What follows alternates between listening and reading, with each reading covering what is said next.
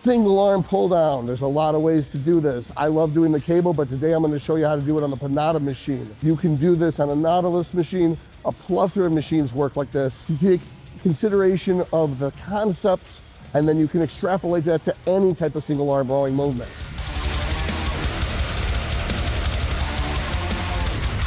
So this is the Pulldown single arm pull down.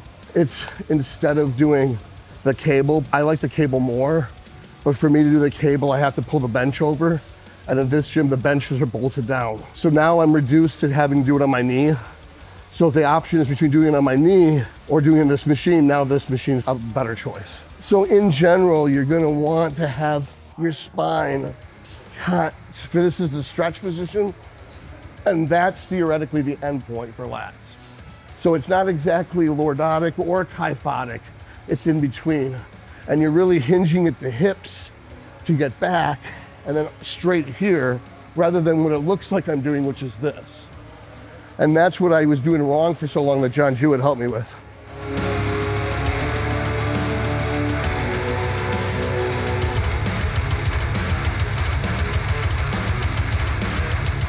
Some of you might want your butt to lift up at the top a little bit because you like the dynamic of the stretch, in which case, in order for your butt to lift off, the pad's gonna have to be on your knee.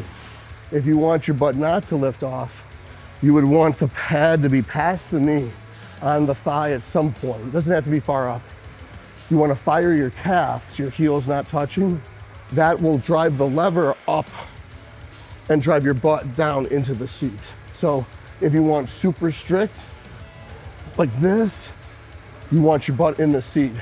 If you wanna have more of a body English, dynamic movement, you want your butt coming up a little bit, so you're gonna want your knee under the pad. So since the lat is one muscle, one could say, why on earth do you have one exercise for biceps, but you'll have 4 exercises for lats? The lat has a very confusing function, as it has a fan shape. So if this is the insertion attaching on the humerus in the armpit, this fan attaches on the back. And depending on how you articulate your spine or how you bend to the side or spine to the other side, you can stretch out these fibers and hit the lat completely differently. So a horizontal motion like this will work the upper part of the lat because it wraps around and attaches into the T-spine.